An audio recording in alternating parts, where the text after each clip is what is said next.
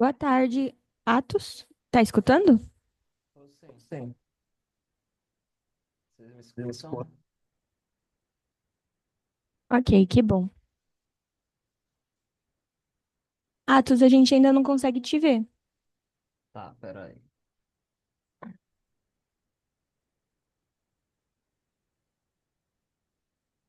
Agora, Sim, conseguimos. Desculpa pelo nosso atraso. A gente já vai começar. tudo bem.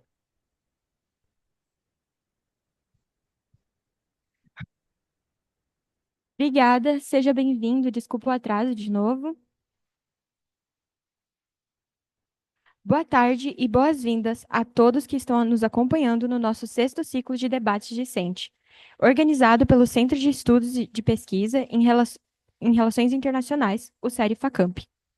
Eu sou Sara Cristina Pereira, aluna do terceiro ano de Relações Internacionais da Facamp e monitora do Série Facamp. O ciclo visa a difusão dos resultados das pesquisas conduzidas pelos alunos de Relações Internacionais da Facamp, em formatos de projeto de pesquisa, grupos de estudo, monografia e iniciação científica. Nesse ano, o ciclo ocorrerá do dia 4 de outubro a 8 de novembro, com 12 mesas temáticas de apresentação dos resultados de pesquisa em formato de pôster.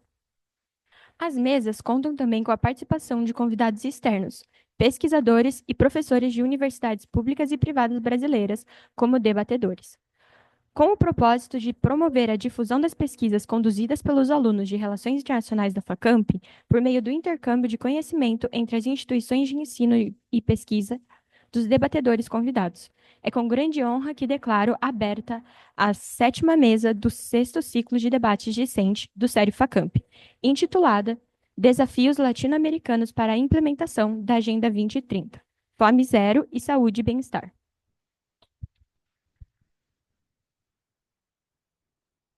Para discutir o tema da mesa de hoje, é com grande prazer que damos as boas-vindas ao nosso convidado, Atos Dias.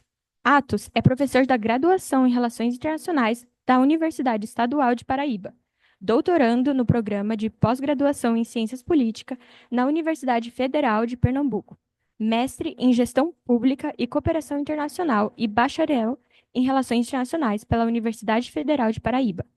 Atos também é pesquisador no grupo de pesquisa sobre fome e Relações Internacionais, e membro do Grupo de Estudos sobre Meio Ambiente, Política e Relações Internacionais na UFP. Atos, nós agradecemos sua presença e a sua disponibilidade para participar do nosso ciclo de debates discente. Na mesa de hoje, contaremos com a apresentação de três trabalhos. Vamos começar com a apresentação da pesquisa intitulada Whenever and Ever, Always with Seeds, FAO no projeto Semeando Capacidades, desenvolvidas pelos pesquisadores Letícia Prete Capretes, Caio Peloco de Carvalho e Nicole Campanati Stagioro e Maria Fonseca Rodrigues. Vocês terão 7 minutos para apresentar sua pesquisa. Vocês têm a palavra.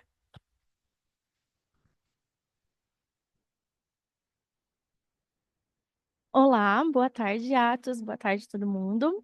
Eu sou a Letícia e eu vou começar falando um pouquinho mais sobre o nosso projeto, Semeando Capacidades da FAO. Bom, desde quando a gente ainda está em desenvolvimento desse projeto, então desde quando a gente te mandou o artigo, o banner e afins, a gente conseguiu desenvolver bem mais o nosso projeto, então acredito que a gente consiga trazer ainda mais informações para você hoje. É, Nesse sentido, o projeto Semeando Capacidades da FAO e o nosso trabalho, a gente dialoga ele diretamente com o DS2, o ODS da Agenda 2030 da Fome Zero, né? Que visa erradicar a fome, garantir a segurança alimentar e promover a agricultura sustentável.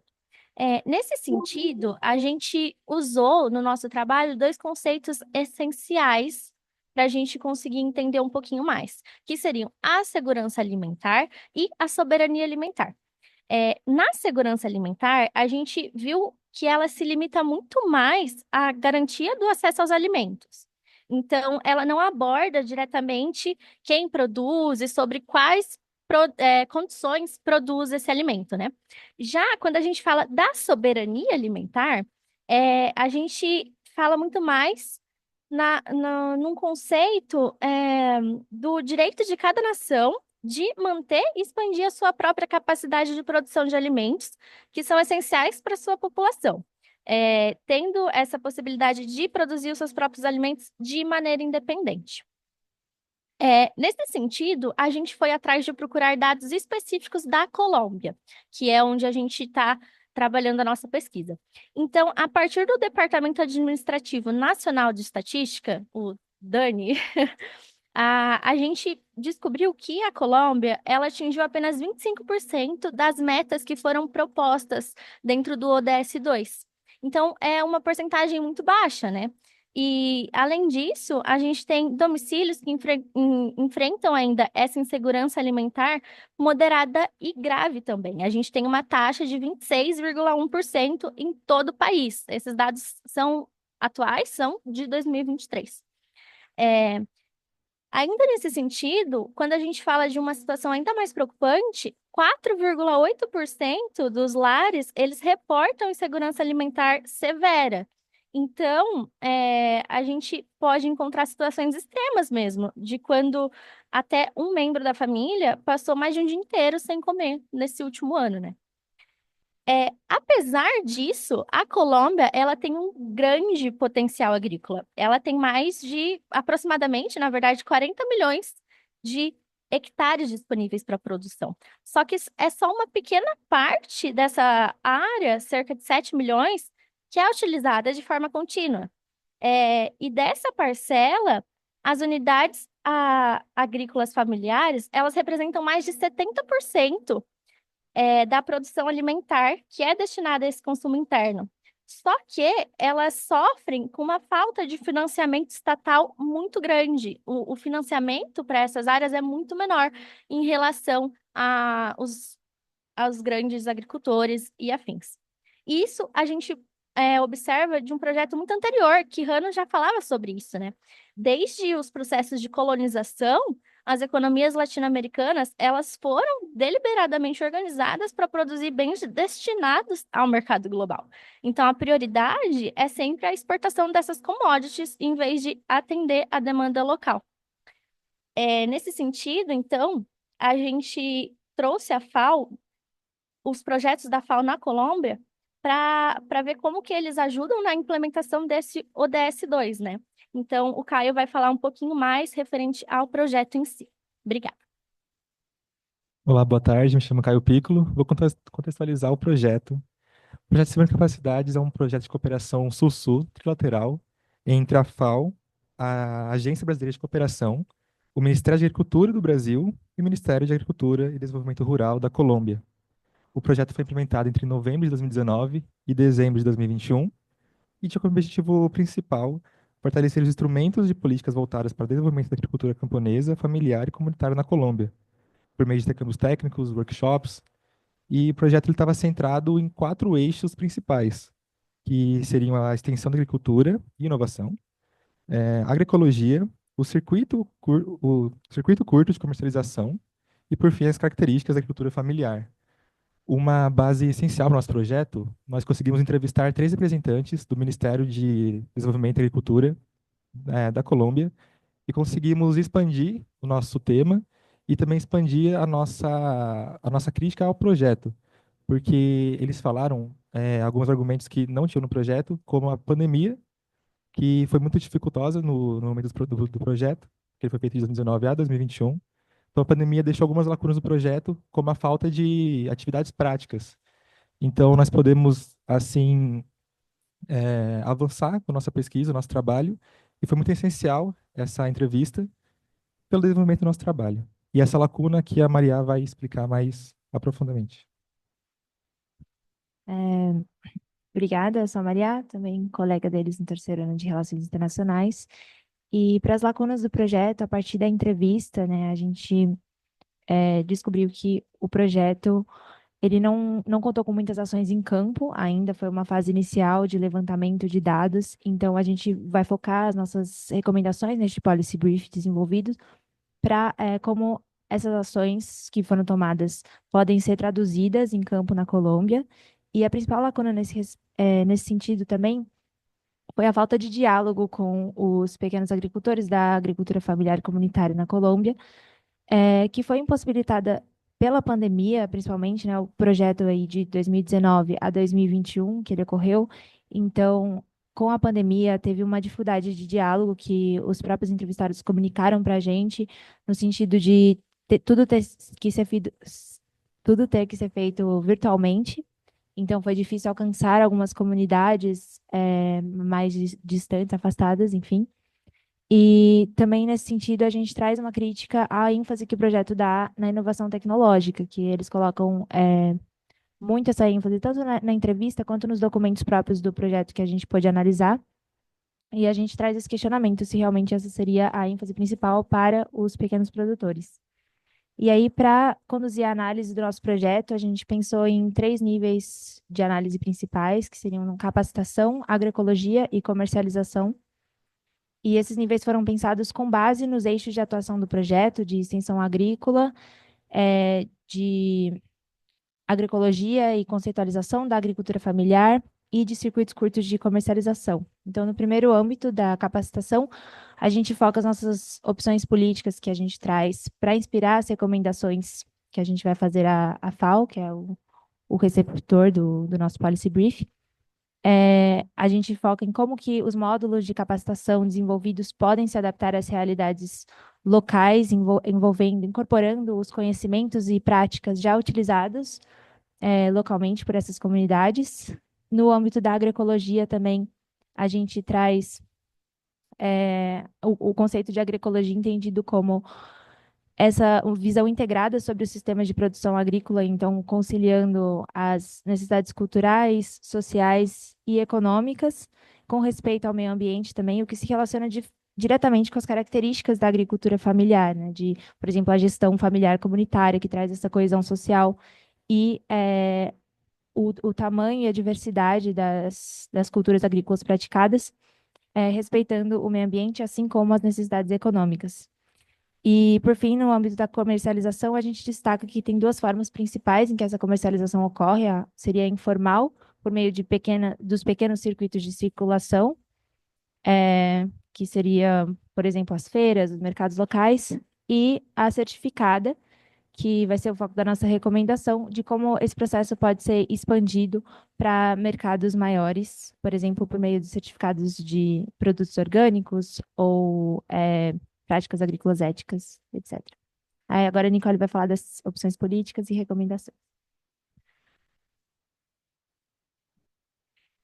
Pensando nos níveis de análise, a gente pegou 3 projetos, um para cada nível de análise, que a gente pudesse avaliar e pensar como ele poderia ser adaptado ou melhorado para as nossas recomendações políticas. Então, para o nível de capacitação, a gente pegou o projeto que é um programa de apoio à competitividade agropecuária, que enfatiza a importância de redefinir uma estrutura operacional descentralizada, congruente com as capacidades existentes no nível regional e local.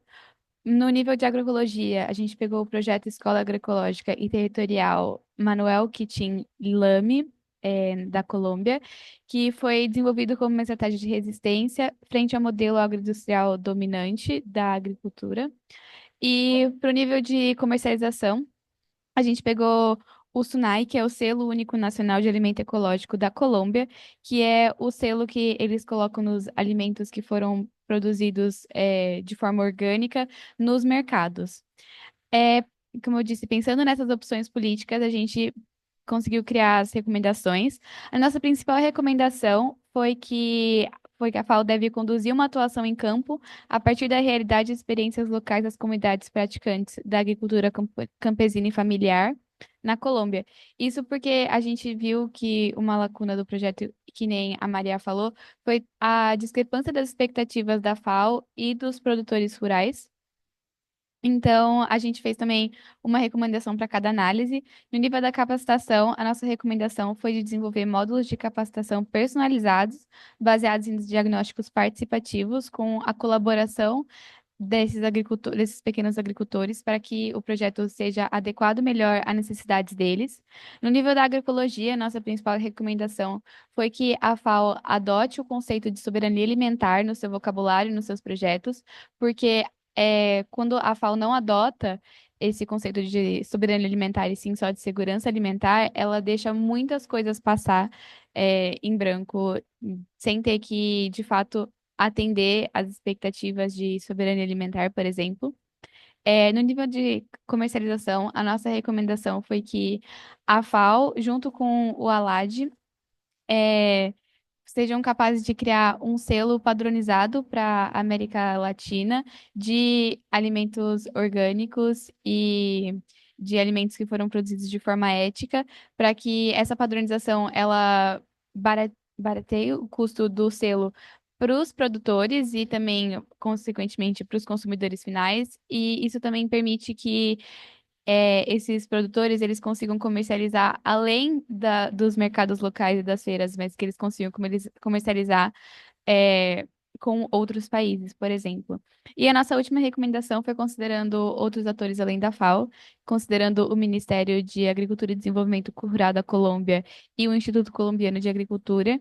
E a nossa recomendação para eles foi no sentido da tecnologia, para que eles apliquem a tecnologia nessa produção agrícola a partir das necessidades, os desafios que os agricultores eles enfrentam e que basicamente que haja uma maior conversa entre esses agricultores e essas instituições que vão implementar a tecnologia para que a tecnologia ela seja uma forma de melhorar os desafios que eles estão passando, para tipo, que eles não sofram mais esses desafios, mas sem apagar as práticas tradicionais que eles já realizam. E é isso, nosso projeto. Muito obrigada pelo seu tempo.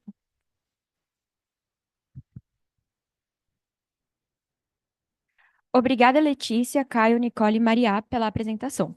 Passaremos para a nossa segunda apresentação da pesquisa, intitulada Como Copos Vazios se Bebem Desnutrição.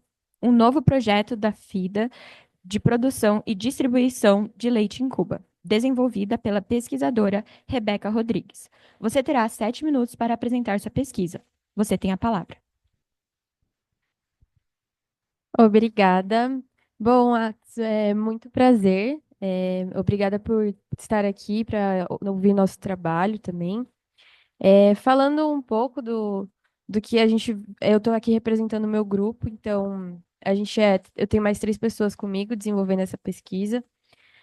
O que fez a gente escolher esse tema foi uma notícia que a gente viu do começo do ano, que Cuba teve que pedir auxílio ao PMA para estar conseguindo ter leite para distribuir urgentemente para a população.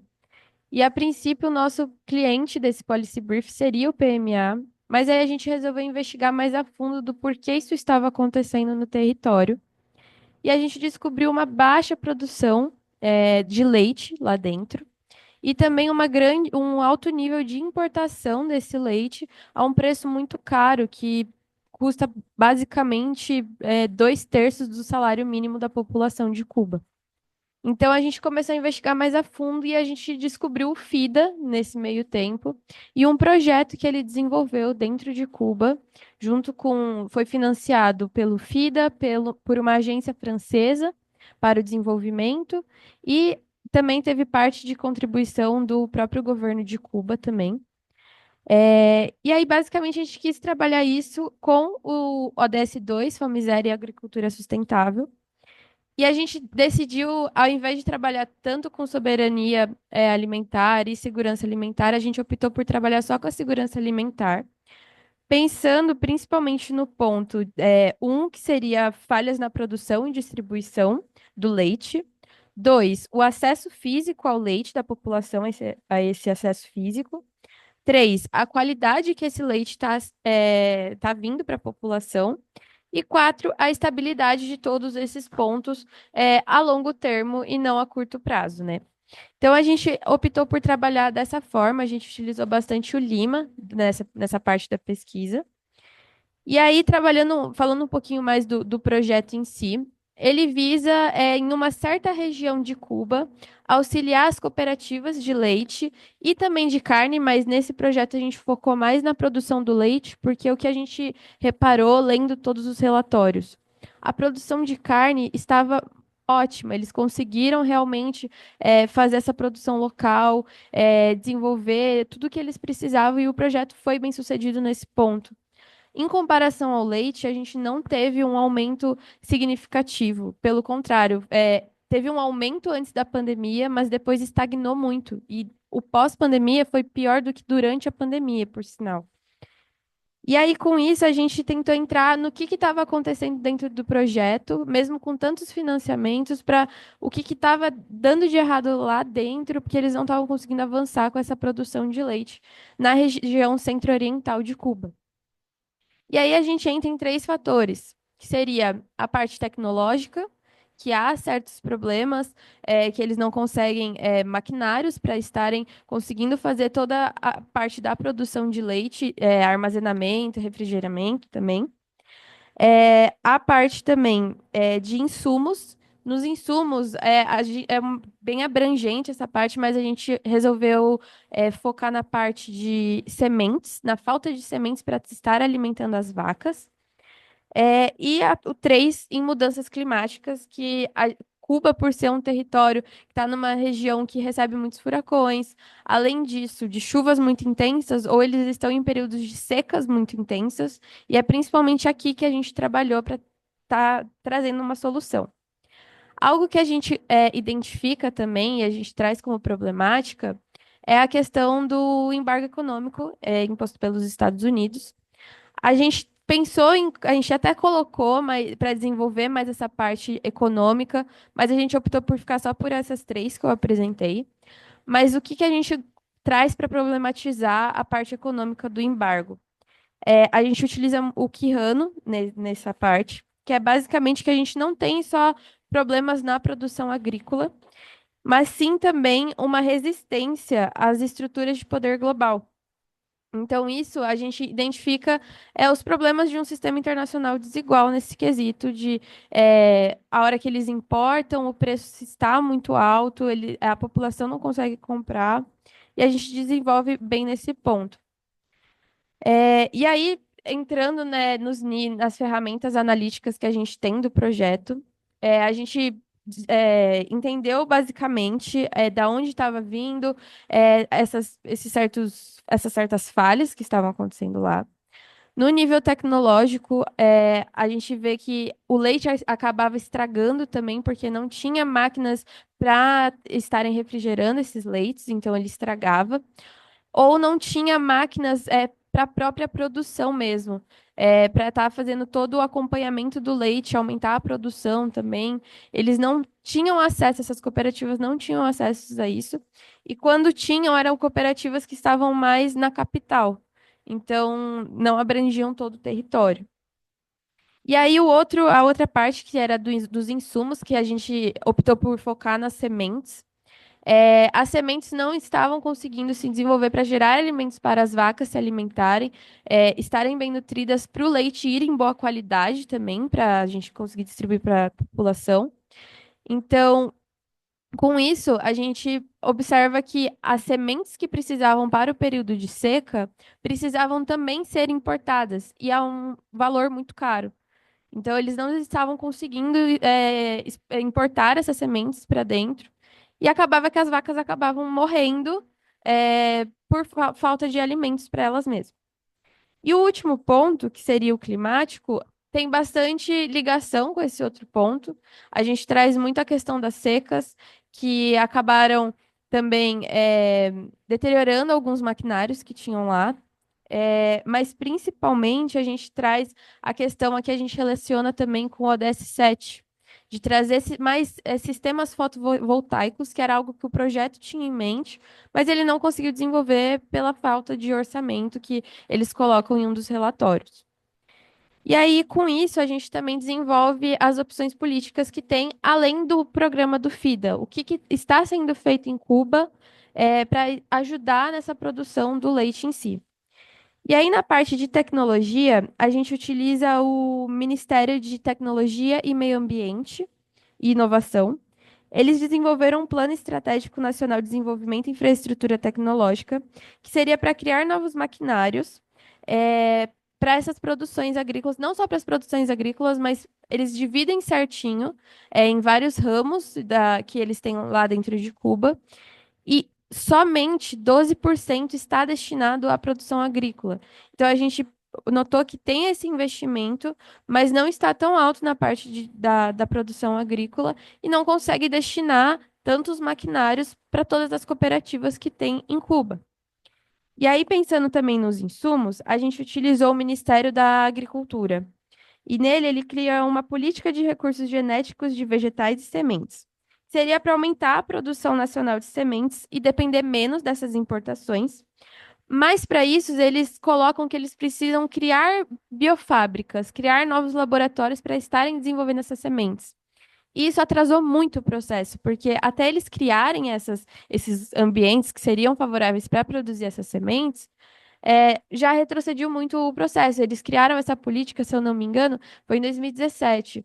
Eles queriam aumentar 25% a ano. Eles não conseguiram chegar nem em um terço disso, por conta dessa criação, sendo que tem universidades cubanas que conseguem desenvolver essas sementes. Eles só não estão destinando esse dinheiro para lá, e sim para uma construção de biofábricas para estar produzindo essas sementes. Então, a gente tem um programa a longo prazo que não está sendo desenvolvido, e a curto prazo a gente não tem uma solução dentro do Ministério.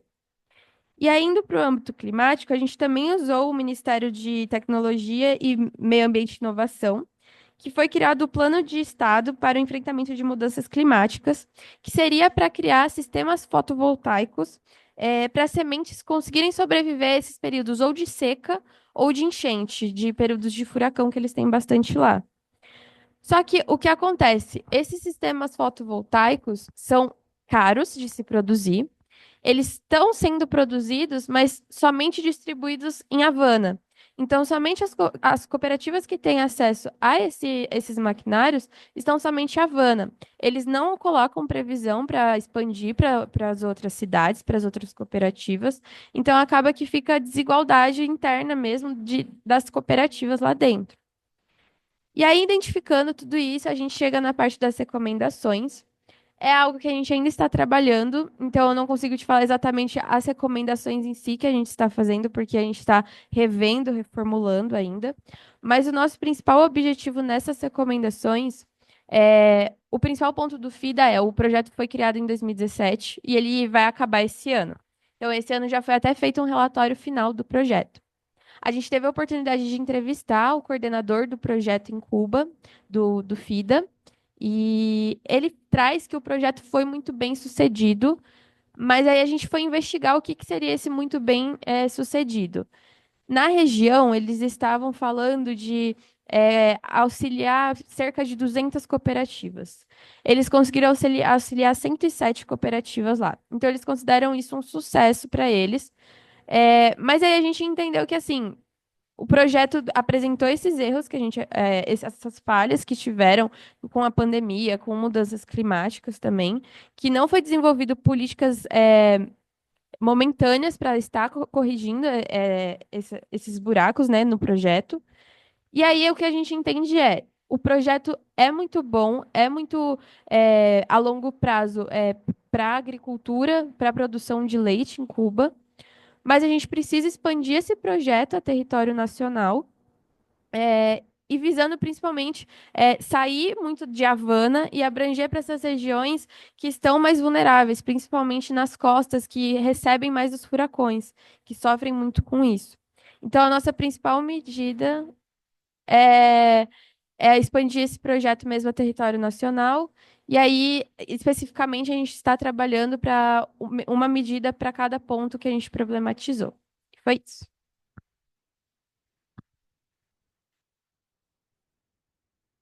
Obrigada, Rebeca, pela sua apresentação. Passaremos agora para a nossa última apresentação da pesquisa, intitulada A Cooperação Sul-Sul na Saúde Latino-Americana: Oportunidades e Desafios para o Cumprimento do ODS 3 da Agenda 2030.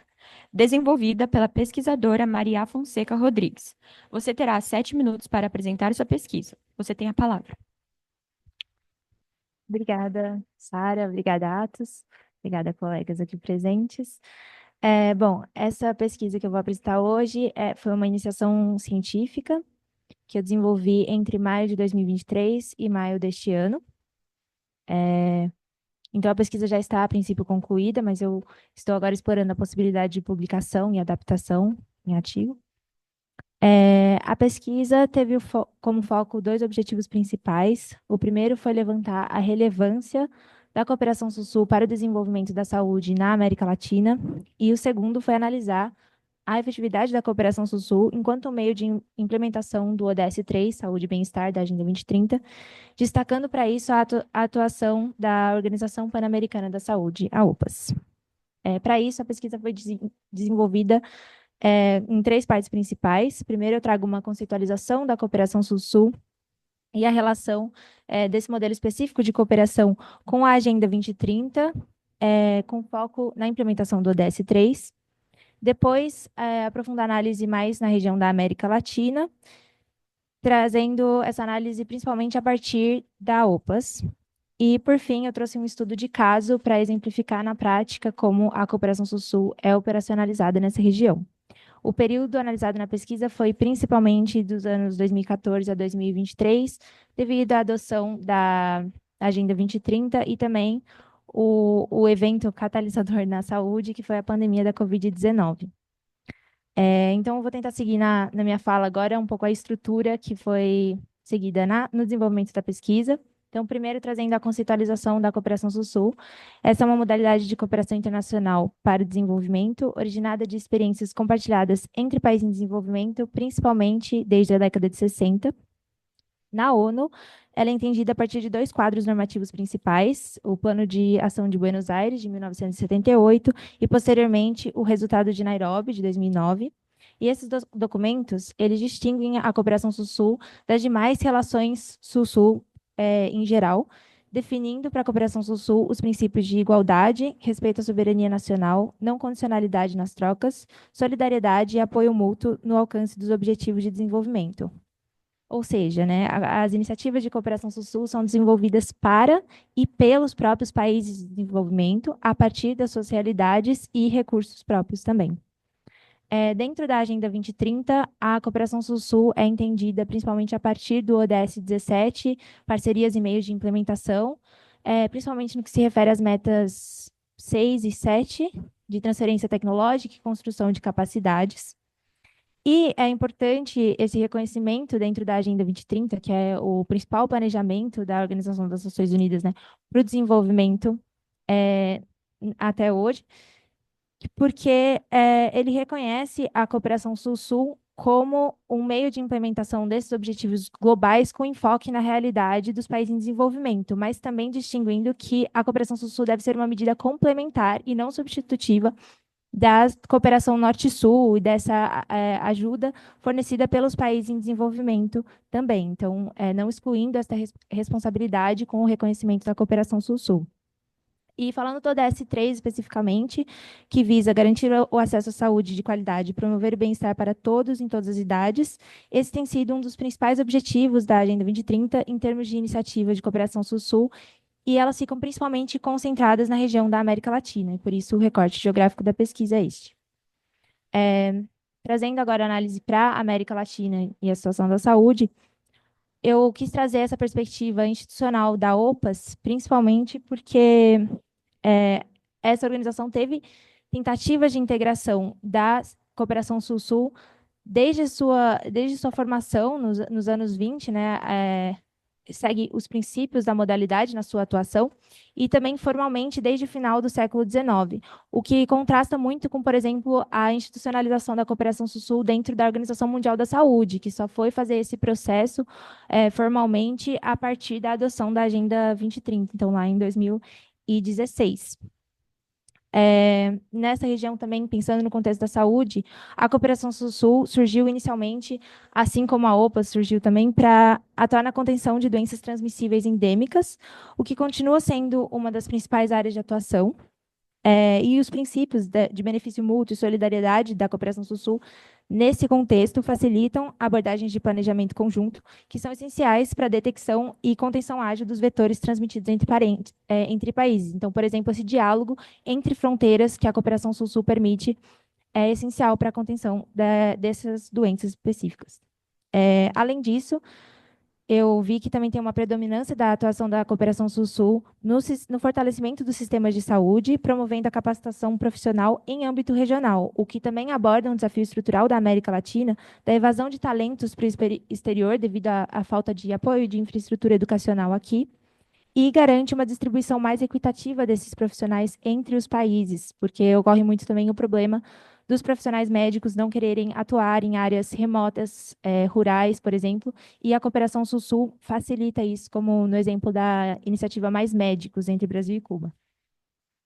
Quanto aos determinantes da saúde, as iniciativas de cooperação Sul-Sul, também segundo a pesquisa, muitas vezes abordam os problemas comuns do subdesenvolvimento de forma integrada à área da saúde. Então, eu fiz um levantamento de diversas iniciativas de cooperação Sul-Sul aqui na região, e relacionadas ao ODS 3, e eu vi que a maioria delas tem uma relação com outros ODS, claro que todos os objetivos estão integrados, mas principalmente o que chamou a atenção é que são ODS relacionados ao subdesenvolvimento, como o ODS 1, de redução da pobreza, e o ODS 10, de redução das desigualdades. E a pandemia, né, esse momento de inflexão muito importante na discussão da saúde, traz ainda mais essas dificuldades estruturais da América Latina, que a cooperação Sul-Sul auxilia a abordar. Por exemplo, quando a gente analisa a dependência dos países das importações das vacinas, e tiveram várias iniciativas da cooperação Sul-Sul nessa época para incentivar a produção local e a troca de recursos, intercâmbio técnico entre os países também, nesse sentido. É por isso que eu quis trazer como estudo de caso, né, um caso da pandemia e da distribuição de vacinas, focando nas comunidades indígenas, porque a América Latina tem cerca de 55 milhões de pessoas indígenas, e a maioria dessas pessoas reside na América do Sul, que também é onde está concentrada a maior parte das iniciativas de cooperação Sul-Sul. Durante a pandemia, os povos indígenas enfrentaram muitos desafios no acesso à saúde, não só pelas barreiras geográficas, como as áreas serem remotas e de difícil acesso, mas também pelas barreiras culturais e a falta de diálogo das abordagens tradicionais de saúde com a cultura e as experiências próprias dos povos indígenas, o que levou com que muitas dessas comunidades não acessassem, por exemplo, centros de saúde e não praticassem procedimentos essenciais da medicina convencional para o combate da Covid-19, como os testes diagnósticos e a vacinação. Então, eu trouxe esse caso.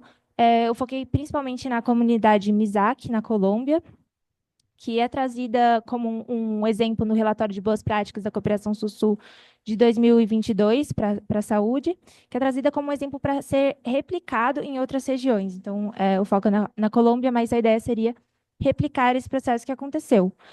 Os Mizak, eles combinaram elementos convencionais e tradicionais da medicina durante a Covid, por exemplo, a incorporação do álcool 70% em sabonetes produzidos artesanalmente com ervas medicinais locais.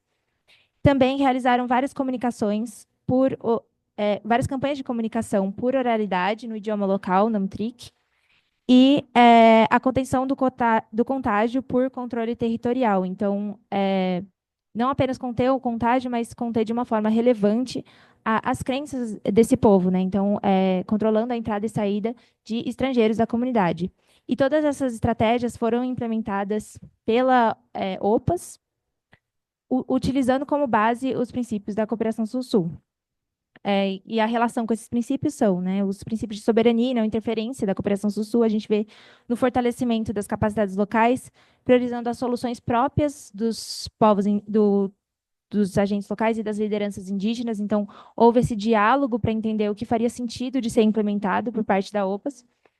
E também o princípio de benefício mútuo, por exemplo, na integração das medicinas tradicional e ocidental, que foi um fator crucial para aumentar a adesão das pessoas indígenas às práticas essenciais da medicina convencional.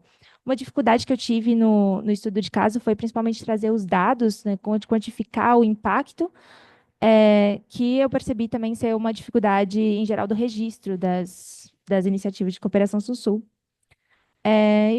Para concluir o caso, né, eu também trouxe que a iniciativa pode ser replicada com a cooperação Sul-Sul vinculada a uma orientação pela justiça social, que significa basicamente enfatizar a participação comunitária para a identificação das prioridades internas e o desenvolvimento de soluções mais pertinentes. Então, não deixar essa responsabilidade só a cargo dos representantes estatais, mas para realmente que a saúde e o bem-estar possa atingir a todos, que inclua todos no desenvolvimento do processo de soluções. Bom, como conclusões da pesquisa, retomando os dois primeiros objetivos, né, que eu busquei analisar, primeiro, a relevância da cooperação Sul-Sul para o desenvolvimento da saúde na América Latina, eu concluí que a cooperação Sul-Sul é muito relevante e fortalece a capacidade coletiva dos países latino-americanos de forma diferenciada, porque ela é capaz de fornecer abordagens adaptadas à diversidade sociocultural da região e abordar os desafios estruturais ao mesmo tempo, né, dos países latino-americanos enquanto partes do sul global, como a dependência das importações, entre outros. Quanto ao segundo objetivo da análise da cooperação sul-sul como meio de implementação específico do ODS 3, a conclusão foi de que a cooperação sul-sul traz soluções inovadoras e muito relevantes para a região, mas ainda falta uma institucionalização por parte tanto da OPAS quanto da ONU de modo mais abrangente, o que se traduz nos relatórios, por exemplo, em que as iniciativas muitas vezes são registradas de forma duplicada ou não há uma sistematização das contribuições específicas da cooperação Sul-Sul, em comparação, por exemplo, a outras modalidades, para o desenvolvimento das abordagens que são destacadas, né, nos casos, nos relatórios. Então, as recomendações seriam justamente fortalecer esse apoio institucional à cooperação Sul-Sul, trazendo o rótulo da modalidade, principalmente em todos os registros das iniciativas realizadas, e sistematizando essas contribuições, que foi um pouco o que eu tentei trazer na pesquisa. Com dados aqui eu trouxe uma tabela um pouco do que foi desenvolvido no estudo de caso, mas também trouxe outras tabelas e gráficos na pesquisa, de uma tentativa de fazer um pouco essa sistematização, mesmo que de forma limitada pelo escopo da pesquisa. E acho que é isso.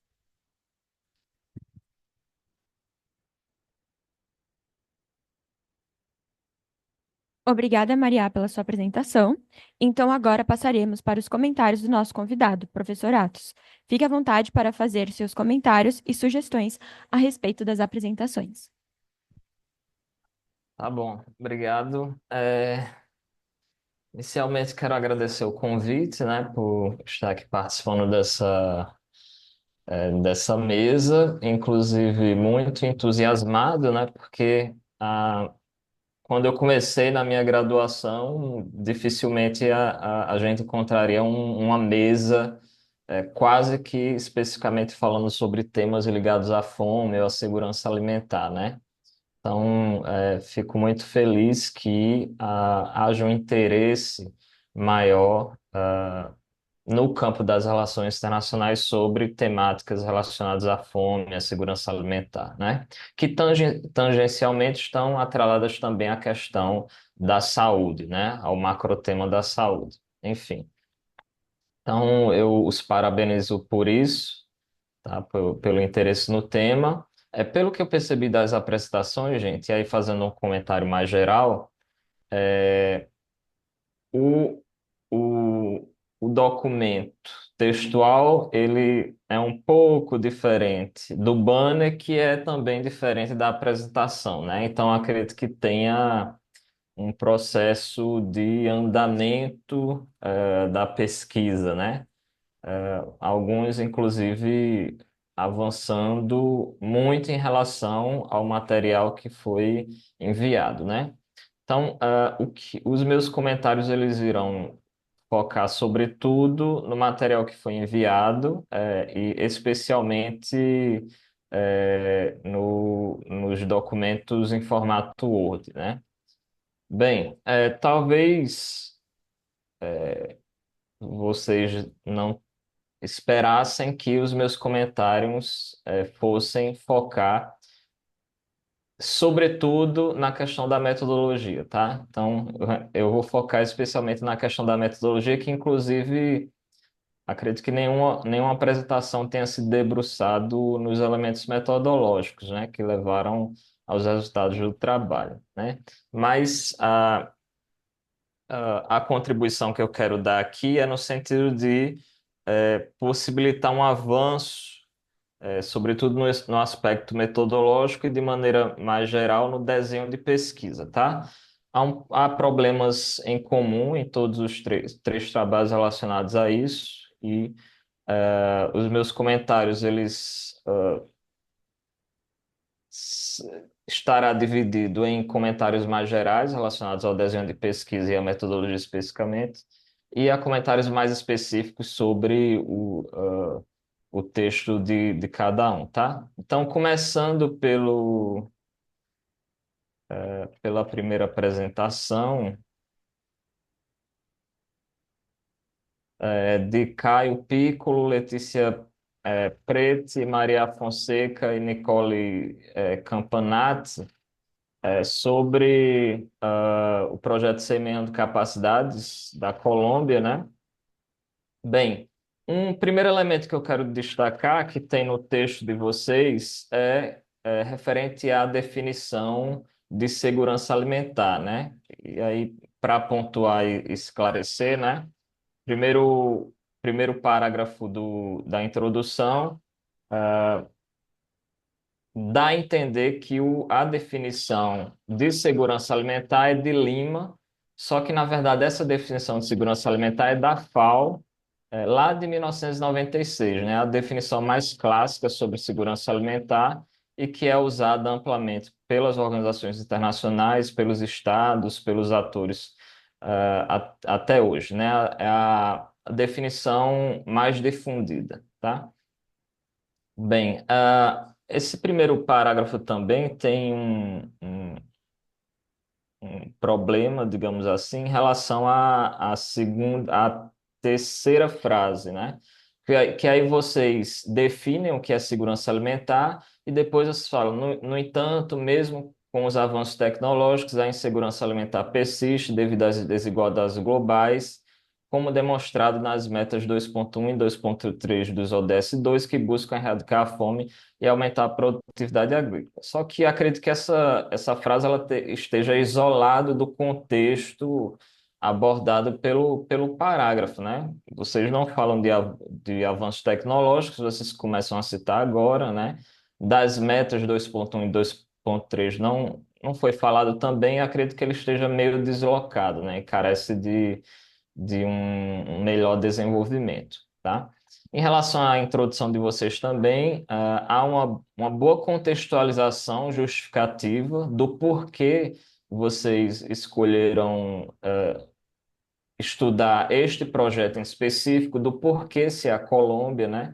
Então, os parágrafos 2, 3, 4, 5 e 6 fazem muito bem esse trabalho, né? De tentar contextualizar e justificar a escolha do objeto de pesquisa, tá? Bem, no parágrafo que começa, neste enquadramento, o projeto Semeando Capacidade surgiu como uma iniciativa de cooperação sul-sul trilateral entre a FAO. Vocês citam que o projeto ele foi implementado em novembro de 2019 e dezembro de 2021. Então, acredito que já tenha acabado, é isso, o projeto, e essa análise que vocês fazem seria uma análise ex post facto. Ficou essa dúvida, assim, para mim. Se o período de novembro de 2019 e dezembro de 2021 é o período de aplicação de todo o projeto, e aí o projeto já terminou, vocês estão analisando um fato que já ocorreu, ou é tão somente o período de implementação do projeto e o projeto ainda está em andamento, né? Bem, no É, parágrafo. Oi? oi, tá me ouvindo? É Tô. só para falar que a gente esqueceu de falar durante a nossa apresentação, mas sim, esse projeto já acabou, mas durante a entrevista, o Ronald, que foi um dos principais participantes desse projeto, ele falou que a fase 2 do projeto já está em andamento, já está em discussão. Então, as nossas recomendações são para essa fase 2 do projeto. Certo. Eu queria Bem, aí, falar também que no texto a gente não trouxe essa informação porque a gente fez a entrevista a posteriori, né? Então a gente ainda não tinha algumas informações trazidas. certo. Bem, eu vi que vocês utilizam marginalmente o Aníbal Quirrano, né? Citam em algumas partes. Eu queria saber também se o Aníbal Quirrano é a abordagem teórica que vocês escolhem para falar sobre o tema, o problema em si, ou apenas para contextualizar. Me parece que é para contextualizar, né? Porque vocês não desenvolvem teoricamente o pensamento de Aníbal Quirrano, né? Também para pontuar aqui, chamar a atenção para um aspecto. No parágrafo, eu já me perdi aqui nos parágrafos. Deixa eu contar. Um, dois, três, quatro, cinco, seis, sete. No sétimo parágrafo da introdução, na terceira oração, vocês começam. Conforme Quirrano, essa pressão para adotar tecnologias modernas também reflete o legado colonial do país. É só para chamar a atenção de vocês para um aspecto, porque vocês escrevendo dessa maneira, talvez dê a entender para o leitor que Quirrano analisa o projeto Semeando Capacidades, o que não é possível, né? O Quirrano morreu em 2018, se não me falha a memória, e o projeto começa em 2019, né? Então, acho que só para vocês adequarem melhor o texto, para não passar, é, talvez, essa percepção falsa, né? Então, eu colocaria, por exemplo, com base em Quirrano, aí vocês desenvolvem essa pressão para adotar tecnologias modernas, pode ser lida como um legado colonial do país. Tá? E aí vocês não caem nesse risco de talvez tentar atrelar a abordagem de Quirrano a uma análise desse programa em específico, tá? Bem, em relação à parte de objeto e objetivos, acredito que não há nenhum problema, estão claros, né? O objeto, de fato, é o projeto, que vocês colocam como objetivo central propor recomendações para a FAO no intuito de fortalecer a agricultura familiar para atingir o ODS 2 na Colômbia, né? Que eu entendo ser um policy brief, pelo que vocês falaram, né? A estrutura do texto. E objetivos específicos, analisar as principais lacunas do projeto no âmbito da implementação ODS 2, a partir do levantamento das estratégias e soluções desenvolvidas no projeto, e indicar alternativas de políticas públicas existentes, avaliando seus benefícios e pontos a aprimorar. E aí a gente chega na parte de metodologia, tá? Há um erro comum aos três trabalhos, que, primeiro, não há um desenvolvimento muito claro da metodologia, né?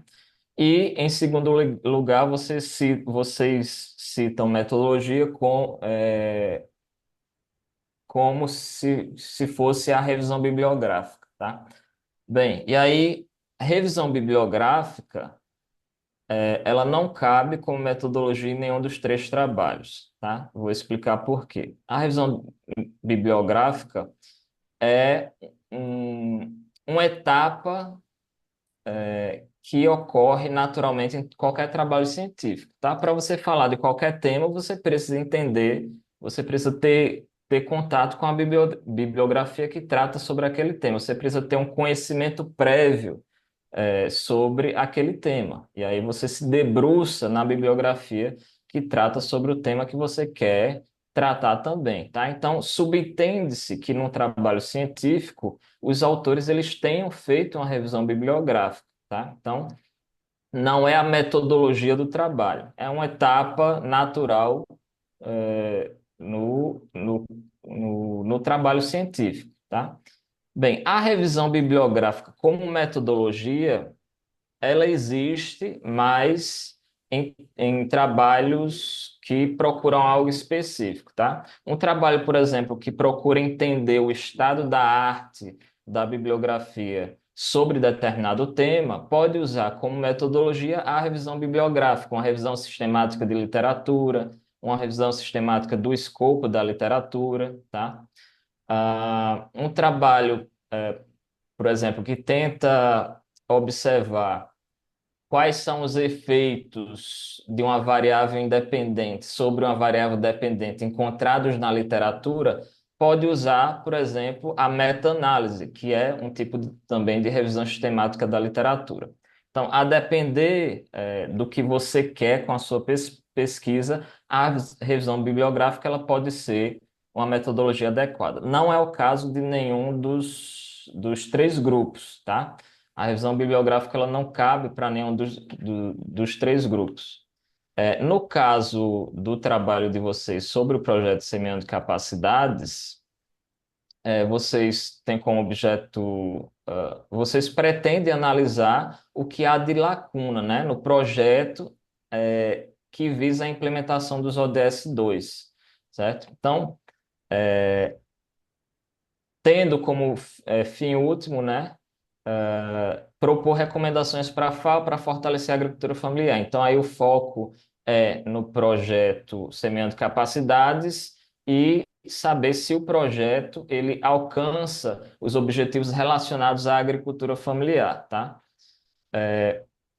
O que eu coloquei para vocês, talvez de indicativo, e aí para o desenvolvimento futuro da pesquisa, é como metodologia análise de conteúdo, né? Acho que análise de conteúdo caberia bem, e estaria melhor relacionado aos objetivos, específicos de vocês, né? Mas precisa de um desenvolvimento teórico mais robusto, tá? No sentido de categorizar o que seria um modelo ótimo, para o projeto fortalecer a agricultura familiar no sentido de cumprir os ODS 2, né?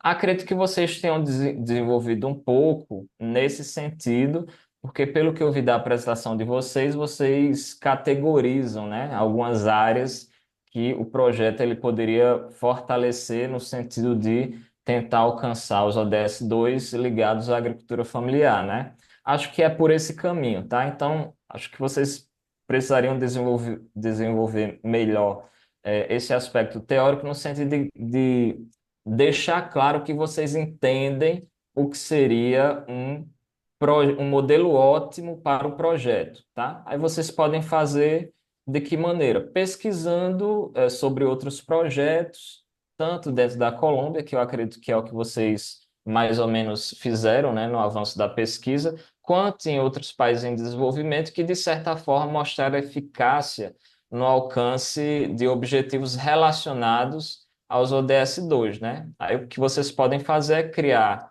um panorama, né? Categorizando o que seria esse modelo ótimo, e aí comparar a partir da análise de conteúdo, o projeto Semeando Capacidades com esse modelo ótimo que vocês categorizaram, né? Aquela ideia de tipologização, tipo ideal weberiano, né? Acredito que o caminho ele seria esse, e assim, neste desenho de pesquisa em específico, uma análise de conteúdo caberia bem, tá? Bem, vocês disseram que entrevistaram gestores, né, envolvidos com o projeto Semeando de Capacidades, e aqui eu vou atentar para alguns cuidados relacionados à entrevista com gestores, tá? Existe um grande risco, da entrevista ela não render bons frutos, no sentido de que o gestor, obviamente, ele estará preocupado em evidenciar aspectos positivos mais do que negativos, né, do projeto em que ele trabalha. Afinal, ele é responsável, por aquilo que está desenvolvendo, né? Obviamente, ele vai ter um viés de análise muito mais orientado a aspectos positivos do que negativos, o que acaba, de certa forma, limitando,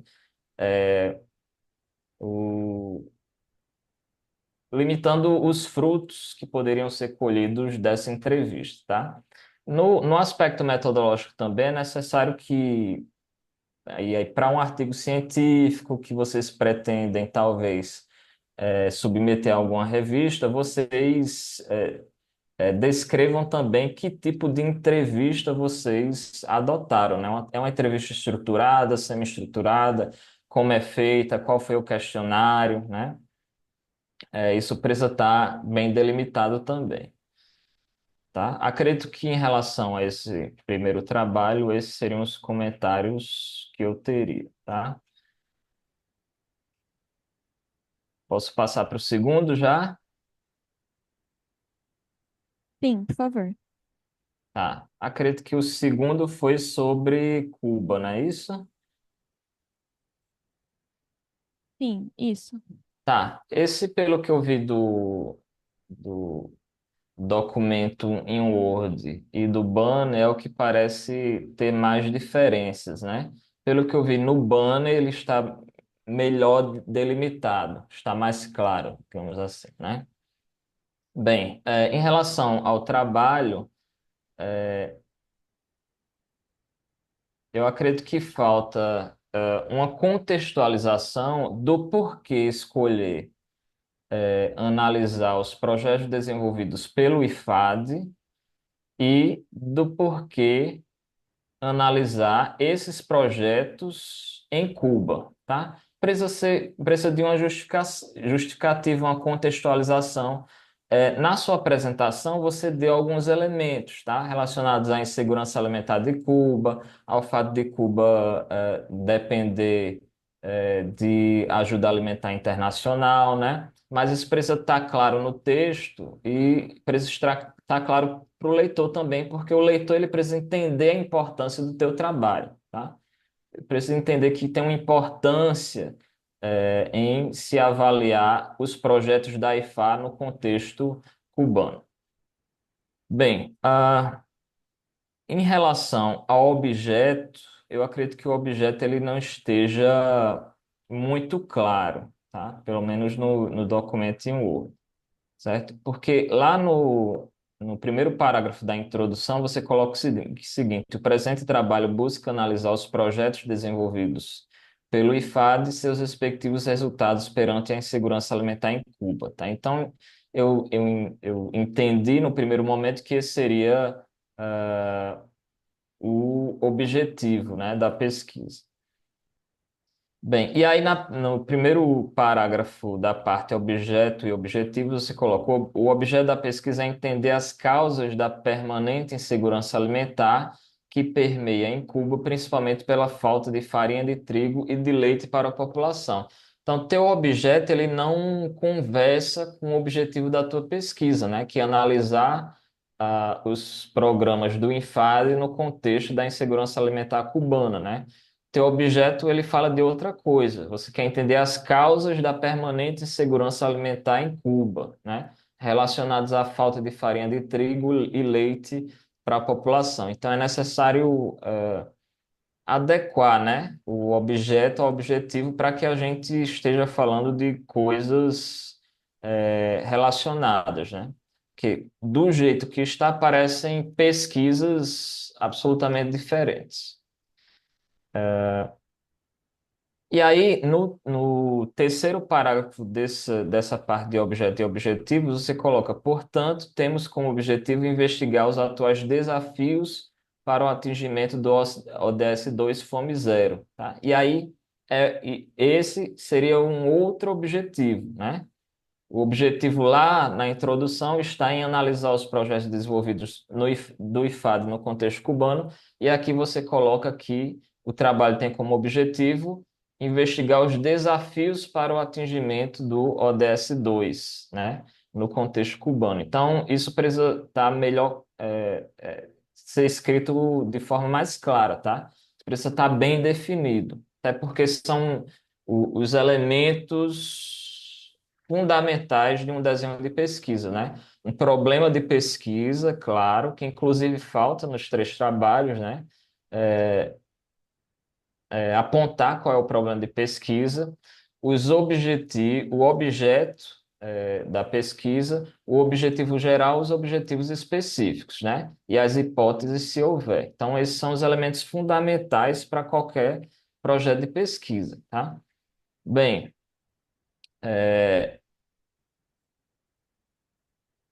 então, acredito que esse, inclusive, seja talvez a principal lacuna do teu trabalho, né? Lembrando sempre que o objeto, ele define o que será estudado, tá? E o objetivo define o que se quer alcançar ao estudar esse objeto, tá? Então, é preciso deixar o que é objeto e o que é objetivo claros, tá? Porque está um pouco confuso. Bem, na parte de metodologia, você coloca que, como metodologia do nosso Policy Brief, utilizaremos a coleta de dados.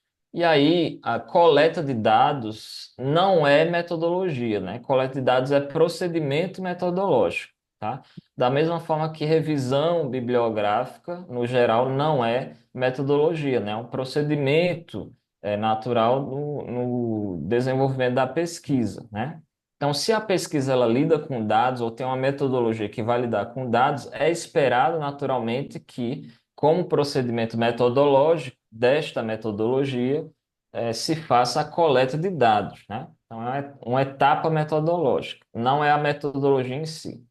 Bem, eu acredito que o seu trabalho talvez tenha como objetivo, e aí no banner, pelo que eu vi, está mais claro, né? Acredito que o seu trabalho tenha como objetivo analisar a eficácia do projeto, e aí você especifica, que é o projeto de desenvolvimento de cooperativas pecuárias na região centro-oriental de Cuba, né? Então, seria analisar a eficácia desse projeto, tá? E aí, se você quer analisar a eficácia desse projeto, como metodologia caberia aqui um process trace, certo? Então, acredito que sua metodologia, ela seria um process trace, né? Se você quer analisar a eficácia, você quer saber se o projeto, no curso do seu desenvolvimento, da sua aplicação, ele consegue alcançar os seus objetivos, né? E aí eu acho que um process trace, nesse estudo de caso, né, que é o estudo de caso de Cuba, caberia bem, tá? Bem, e por fim, nos resultados e conclusões, você dá a entender, nos resultados que a pesquisa ela já foi concluída, né? E aí eu fiquei um pouco confuso se a pesquisa ela foi concluída ou se ela ainda será feita, né? Porque lá na introdução você coloca: o presente trabalho busca analisar. Se busca analisar, então eu entendi que ainda não foi feito, né? É um projeto de pesquisa. Mas aí nos resultados e conclusões você coloca que, de forma conclusiva, entendemos que é necessário continuar o projeto, etc, etc, né? Dando a entender que o ciclo se fechou, né? A pesquisa já se concluiu. Então, essas questões ficaram claras. Está num projeto de pesquisa, o que se espera é que o pesquisador ele coloque quais seriam os resultados esperados, né? Com base no desenvolvimento teórico, né, do projeto. Aí caberia bem, tá?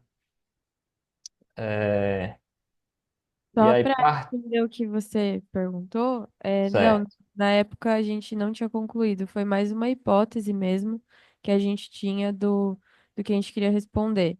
E era até aquilo que você trouxe, a gente ia trabalhar com a farinha, com a questão da farinha de trigo, acabou que a gente não trabalhou também, mas a gente estava em andamento, estava bem no início, a gente estava ainda em fase de levantar a bibliografia para iniciar a escrita. Então, só te respondendo o que Ok, você perguntou. tudo bem.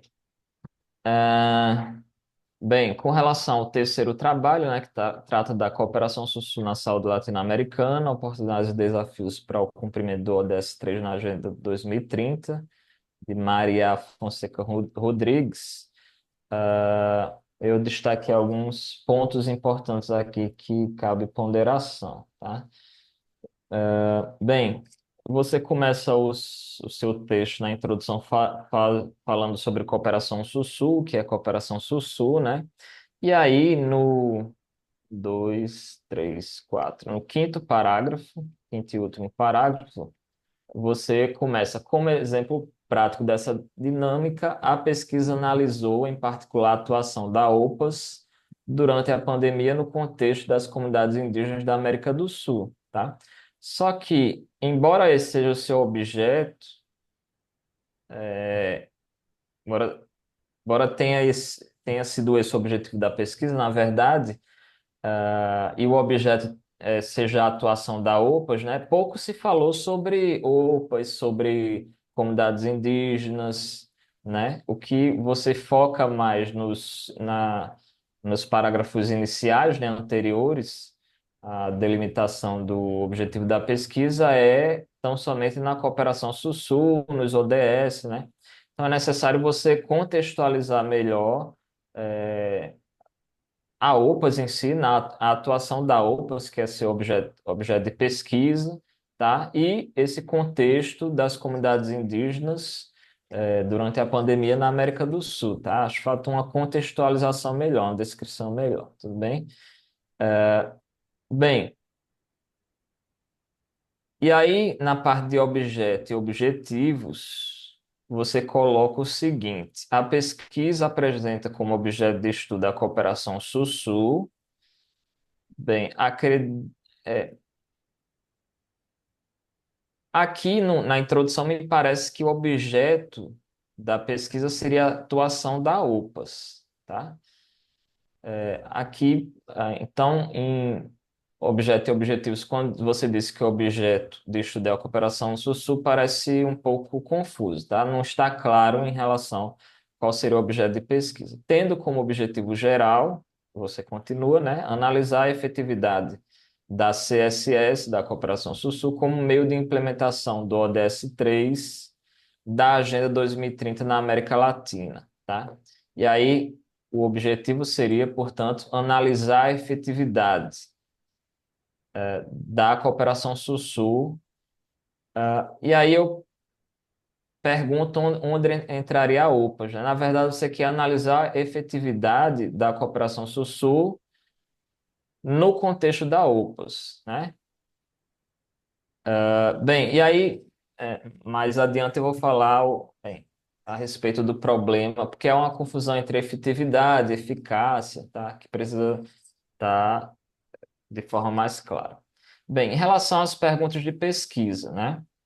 A primeira pergunta de pesquisa seria: a CSS é uma modalidade importante para a promoção da saúde na América Latina? E aí há um, um elemento importante para qualquer problema de pesquisa, que é a clareza, tá? Um problema de pesquisa ele precisa ser sucinto e claro, tá? Por clareza, eu quero dizer que as variáveis elas precisam estar bem delimitadas, tá? Variável dependente e independente. Quando você questiona se a CSS é uma modalidade importante para a promoção da saúde na América Latina, eu acredito que não há clareza, porque, por exemplo, o que seria modalidade importante? Como é que você define se uma modalidade é ou não importante, tá? Então, falta precisão, né, em relação a esse problema de pesquisa. Então, por exemplo, ficaria mais claro se você questionasse: a CSS contribui para a promoção da saúde na América Latina? Tá? Ou a CSS contribui para a melhora de indicadores de saúde na América Latina, tá? Então, seriam problemas mais precisos, tá, em relação aos conceitos que o compõem. Bem, em relação ao segundo problema, você coloca aqui: através da OPAS, a CSS é um meio eficaz para alcançar o ODS 3, e aí há um conflito em relação aos conceitos de efetividade e eficácia, tá? Afinal, é eficácia ou efetividade que você quer analisar, tá?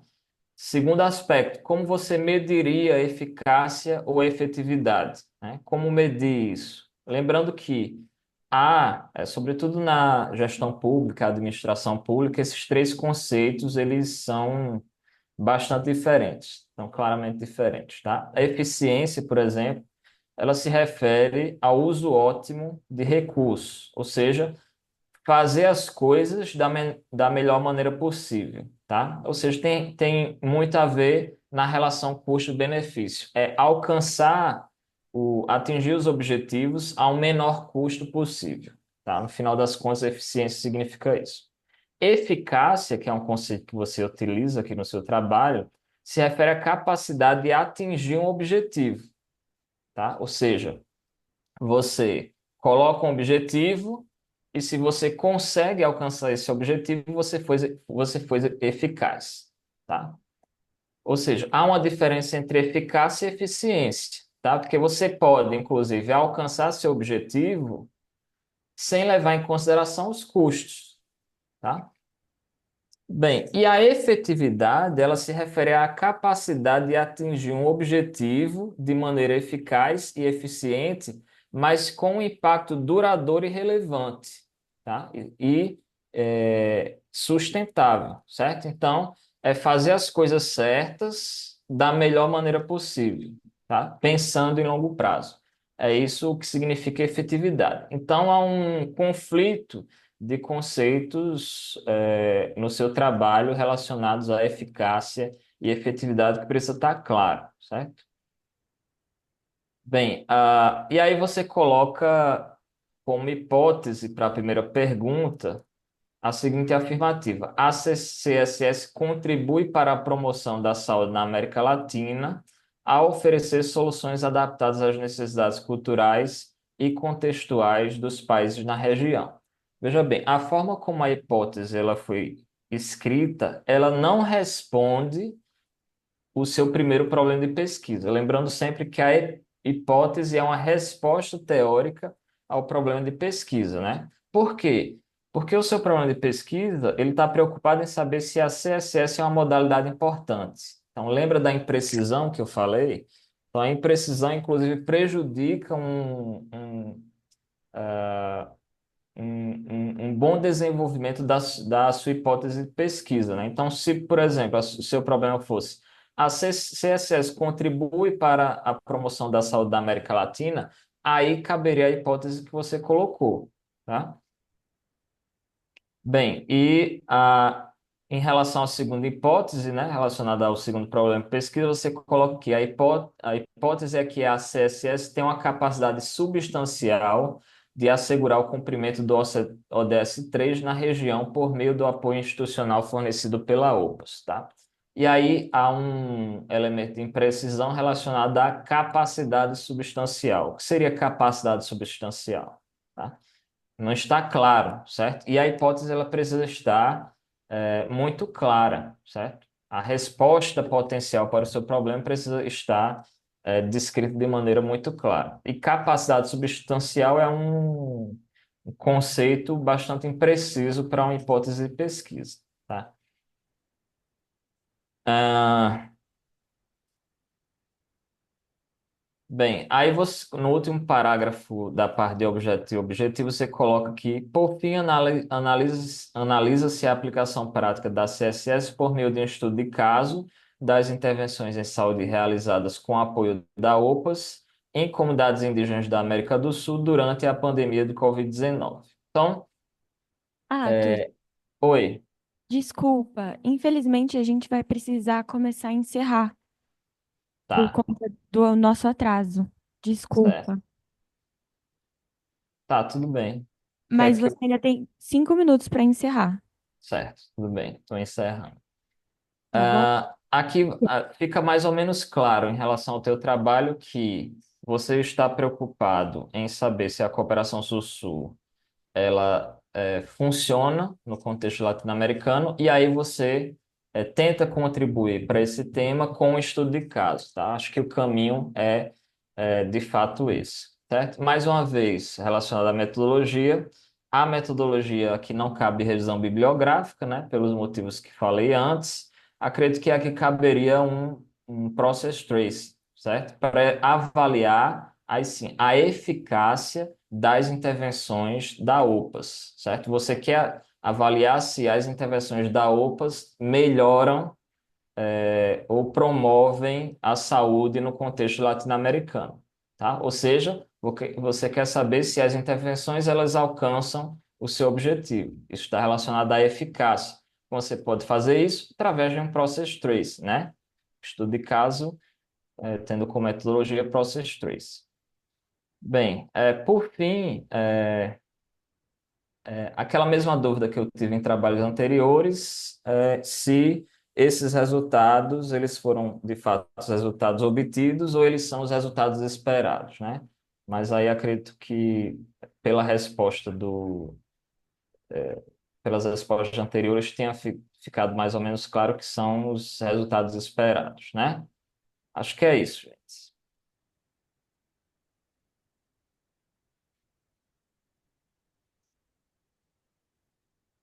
Encerramos, assim, a mesa 7 do nosso sexto ciclo de debates discente do Série Facamp. Gostaríamos de agradecer a presença do especialista Atos Dias pelo excelente debate com os nossos alunos.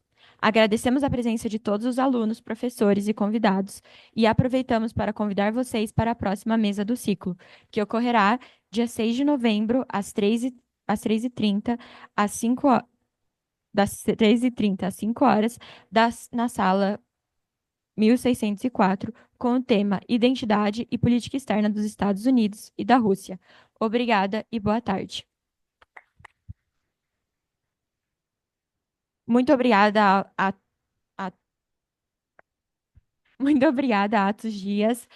Desculpa novamente pelo atraso e foi muito importante a sua participação aqui para a gente escutar a sua visão dos nossos trabalhos. Certo, tudo bem. Eu que agradeço pelo convite. Espero ter contribuído, né, de alguma forma para o desenvolvimento das pesquisas. São pesquisas muito pertinentes, né, que tem tudo para colaborar para o tema da fome e da segurança alimentar no contexto das relações internacionais.